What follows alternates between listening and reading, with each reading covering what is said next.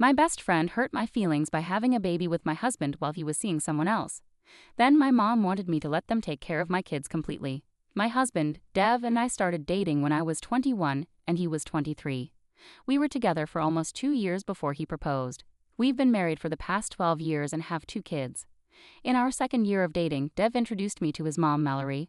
I liked her right away and tried hard to make a good impression, but she didn't feel the same way.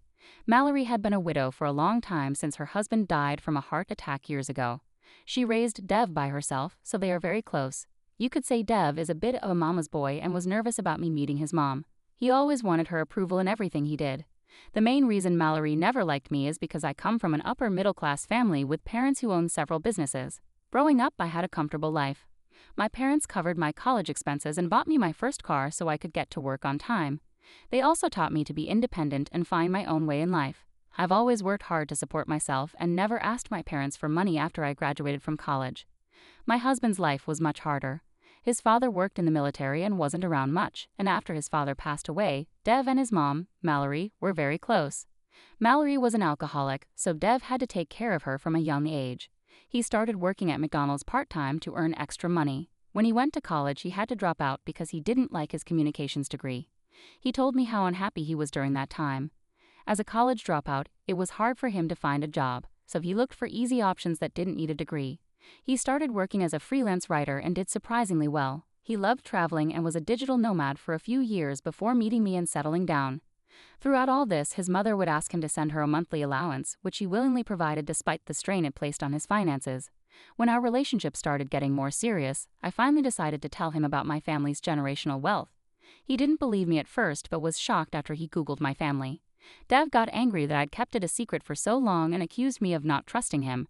I tried to explain that many people in my past wanted to be with me because of my family's wealth, so I had learned to wait before revealing it. He understood and was mostly fine with it, but occasionally he would taunt me about how I never have to try hard or how I will never know what it's like to work hard. This really offended me because, despite what my parents had given me, I worked hard to establish myself in my field. I loved managing influencers and brands, and I funded my entire lifestyle without needing my parents' help. Dev never understood this, and this should have been my first red flag. When we decided to move in together, Dev quickly suggested moving into my place since it was bigger. I agreed and then brought up how we would split the rent. Dev didn't like that. He said he earned very little as a freelance writer and that, because I came from a wealthy family, I should prove my love by helping him out. He wanted me to pay his share of the rent and bills. I told him that while I didn't think this was fair, I could cover the rent, but he needed to pay his own bills. This made Dev raise his voice at me, ranting about how selfish I was and how not agreeing to pay his bills would show how cruel I was. We argued back and forth, and I eventually gave in. I had to cut back on a lot to pay for all our bills, but I was madly in love with him. Meanwhile, Dev kept sending his mom money every month and buying her expensive gifts. Whenever I pointed out that he had money for his mom but not to pay our bills, he would get angry and say she needed the money more because she was a single elderly parent. This made me feel guilty, so I stopped mentioning it. When Dev proposed to me, I was really happy, but looking back, he didn't put much effort into it. I hoped he would make the proposal special, but he thought proposing in our backyard was a good idea. To his credit, he did ask my parents for permission like a gentleman. My mom, who adored Dev, suggested he get help from my best friend Kylie to plan the proposal. He agreed, and they decided the best idea was to propose in our backyard in front of my family and friends, facepalm. Kylie has been my best friend since high school. Her family is like my family, and my family is like hers.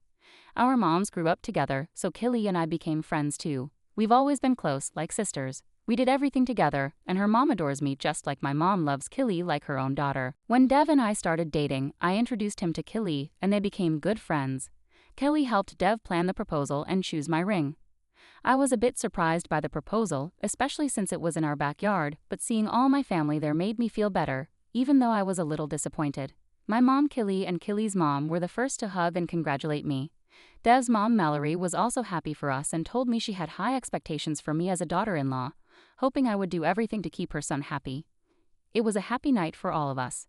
Eventually, Dev and I got married. Even after our marriage, I continued to pay for everything around the house while he didn't spend a penny on me. I paid for our weekly dates and yearly vacations because Dev insisted he was saving money for our future. When I got pregnant with our first child, James, I had to quit my job because it was a difficult pregnancy. Dev was upset when he found out and argued that I needed to work, otherwise we wouldn't have enough money to support ourselves with a child. This made me cry a lot, and for the first time I opened up to my parents about our situation. My mom sympathized with Dev, saying he was right, and that many mothers continued to work while pregnant. But my dad was furious. He called Dev to give him a piece of his mind, telling him it was time to be a man and step up for his family. He warned Dev that if he continued to treat me this way, he wouldn't let his daughter suffer and suggested it might be better for us to get a divorce. This made Dev really nervous. When my dad mentioned divorce, it hit him hard. Even though I never wanted to divorce him, we had signed a prenup at my dad's insistence before our marriage. Dev knew that if we split, he would lose the house and his expensive car, which were all under my name. So for the first time, Dev stopped sending money to his mom and started paying the bills at home. I still paid the rent since I had enough savings from him not sending money to his mom anymore. This made his mom resent me even more. She used to rely on her son's money, and when he stopped giving her any, she blamed me. When I had James, I was overjoyed. Everyone came to the hospital to congratulate us. Killy stayed with me for days until I recovered and came home because Dev was busy with work and refused to help. Once I was back home, being a new mom made me really nervous. After James was born, my parents and Killy's mom helped me as much as they could. But Mallory didn't do anything to help. When she visited, she'd only make negative remarks about me, like telling me to lose weight or to tend to James right away when he cried. Her comments were always aimed at me, never at her son, who didn't help me at all. After James was born, I felt exhausted and lonely. I didn't know it then, but I was experiencing postpartum depression, PPD, something many mothers go through but don't talk about much. Even though I tried to talk to Dev and share parenting duties, he stayed distant and unwilling to help. He said it was my job as a mom and that he didn't want to take care of a baby because he didn't know how. As I tried to handle taking care of our new baby, managing household chores, and dealing with postpartum depression, PPD, Dev's unwillingness to help made me feel even worse. He wouldn't even change a diaper or feed James. Every day my responsibilities got heavier and dealing with PPD felt suffocating. Even though I tried to ask for support, it seemed like I was drowning in expectations and needs that weren't being met. That's when I decided to talk to my parents about my mental health. My dad understood, but my mom didn't believe there was anything wrong with me. She said PPD wasn't real and that I should be strong for my baby. When I told her about Dev not helping, she scolded me, saying he's the father and I should do better as a mother. It hurt that she couldn't see how much I was struggling. With my mom not believing me, Dev not trying, and my mother-in-law's constant criticism, it felt like I was drowning. I stayed in depression, but my best friend Killy was always there for me. I told her everything about my marriage, and she listened and sympathized. She agreed that Dev wasn't being a good husband or parent and got mad at his behavior. It was comforting to know I had her and my dad's support during such a tough time.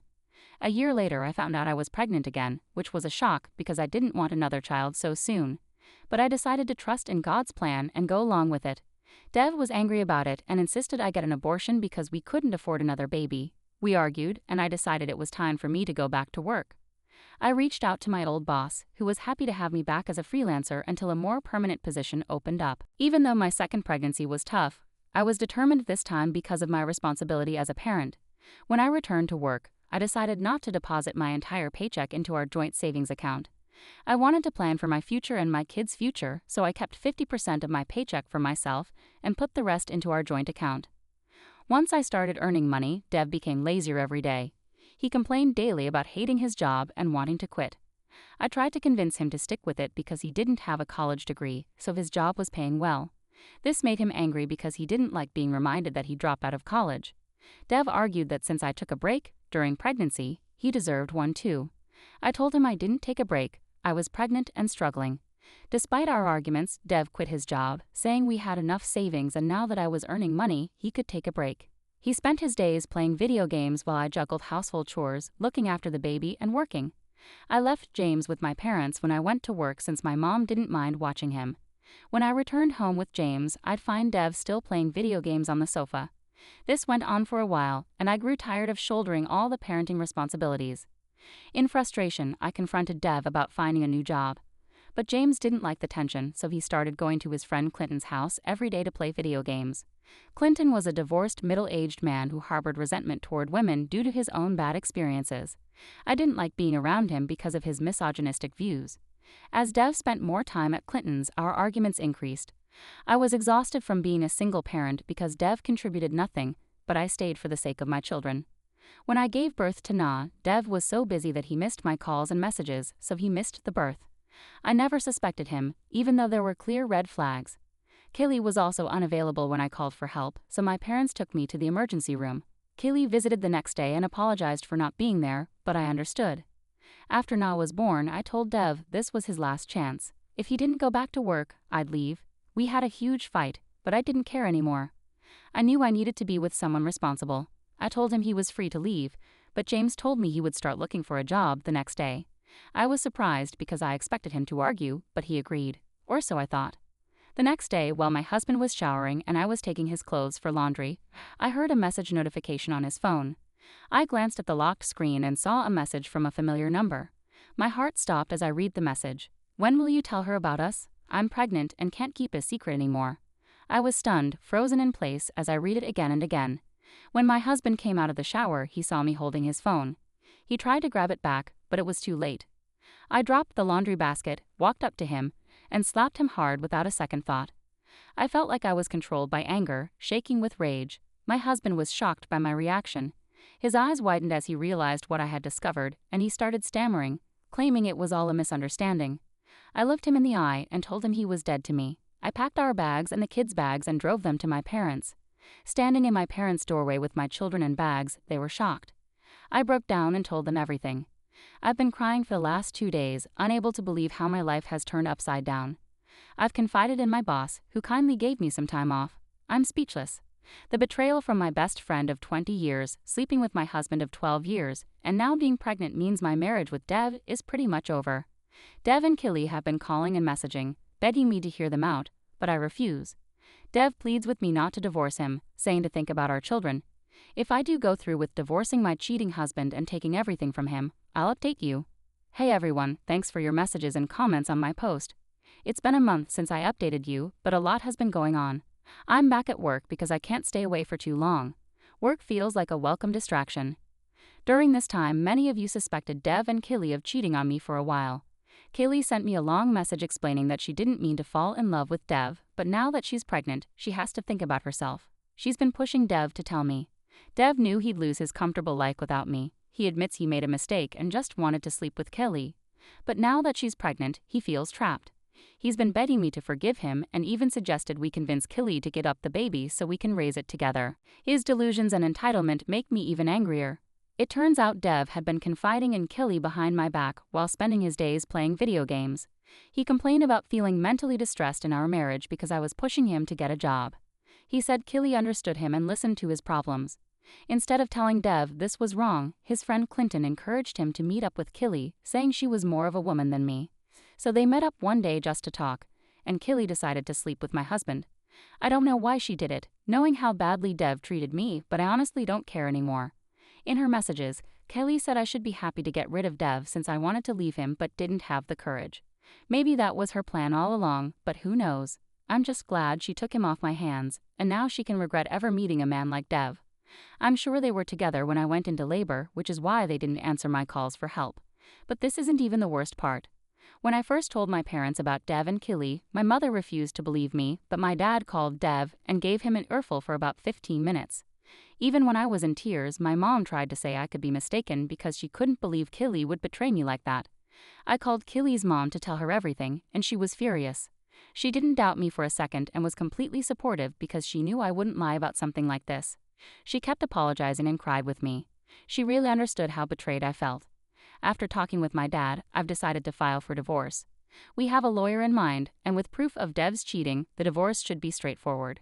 The tricky part might be custody of the children, but I'm confident James won't want the responsibility, so I expect to get full custody. Throughout all of this, my mother has been strongly against my decision to divorce. When she realized I wouldn't change my mind despite her pleas, she suddenly started suggesting I give full custody of my children to Dev. At first, I thought she was joking, but she kept insisting on it for days. Today, I lost my temper and shouted at her for even suggesting it. But she didn't respond and walked out of the room.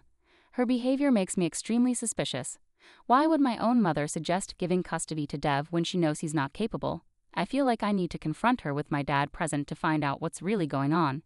Update. It's only been a few days since my last update, but my messages are filled with people sharing their theories. For some, this might seem like a story, but for me, it's my real life. My lawyer has given divorce papers to Dev, and he called me crying and begging for forgiveness. But I just laughed and told him he's going to lose everything. James and Na are doing okay despite the family drama. Dev didn't spend much time with them, so they hardly notice he's gone. Taking care of a baby during all this has been tough, but I'm grateful for my dad's support. Killy's mom visited me from another city. She hasn't talked to Killy and plans to cut her off because this situation is embarrassing for both our families. She's ashamed of her daughter and knows Dev hasn't been a good father. She's against helping Killy financially. The news of my divorce because of Killy's betrayal has spread to my friends and relatives, and everyone is supporting me. People are upset, so they started sending angry messages to Killy and Dev, criticizing them both. Finally, Mallory called me. She hadn't reached out to comfort me or apologize during the past month. I'm sure she knew everything and was probably embarrassed that her son messed up his life and got another girl pregnant. She called to say how Dev was suffering because his family found out about his actions and was mad at him. She suggested I should go back to him and cancel the divorce as a good daughter-in-law. She tried to justify her son's awful actions by saying that sometimes men stray, but it's our responsibility as women to bring them back. I couldn't listen to her nonsense anymore, so I asked her to stop talking. She was surprised by my sudden firmness because I'd always been respectful to her. I told her she should be ashamed of raising a worthless man like Dev, who was just a burden. I said if she called me again, I'd make sure to get every penny from Dev in our divorce. I reminded her that I'd taken care of her son our whole marriage, so she had no right to ask for anything. Now that he's gotten my best friend pregnant, Mallory tried to apologize to protect her son. But I warned her I'd take legal action if she called me again. It felt good to finally stand up to her and show her I wasn't the same timid person she knew. Dev was going to get what he deserved, and no one would protect him. I also had a talk with my parents yesterday about my mother's suspicious behavior. I had already told my dad about how she'd been pressuring me to give Dev full custody of my children, so he was ready to get to the bottom of it. I asked my mom directly why she'd been pushing me to do that, even though it wasn't going to happen. At first, she hesitated, but my dad kept questioning her until she finally confessed, which shocked us. She told us that after I'd told them about Killy and Dev, she decided to talk to Killy because she didn't believe me. They met, and Killy begged for forgiveness. My mom couldn't believe Killy would do something like that, but then Killy said she was pregnant and needed Dev to raise her child. Instead of getting angry with Killy, my mother felt sorry for her. She promised to help her financially and tried to persuade her not to break up my marriage with Dev. She said Dev could still support Killy's child even if he stayed married to me. But Kelly didn't want that. So my mother changed her approach and told Killy that if she was responsible for breaking up our marriage, she should also take responsibility for raising the kids. Killy was surprised to hear this, but my mother said I had PPD, so I wasn't a good mother. She suggested Killy raise all the kids together as a family since they'd be siblings anyway. My mother even convinced Killy that if I gave up full custody, I'd have to pay a lot of child support that Killy could use for her child. This revelation made it clear why my mother had been pushing me to give up custody of James and Na. When my dad and I confronted her about it, we were disgusted. I couldn't believe that my own mother, because of my PPD, thought I couldn't raise my own children and would rather have Killy do it. It shocked me that she failed to see how I ended up with PPD because Dev refused to help me. I begged him to be an equal parent, but he ignored me. I handled everything on my own while he avoided responsibility. I couldn't hold back my tears, feeling betrayed by my own mother after what my husband and best friend did. My dad, who had been silent, told my mother to leave the house. She cried as they argued, but my dad said their marriage was over. He didn't want to see her anymore. Eventually, she went to stay with her sister. I feel lost. It's like I can't trust anyone anymore. It feels like everyone I trusted has let me down. Update 3. It's been 6 months since my last update, and I know it's been a while.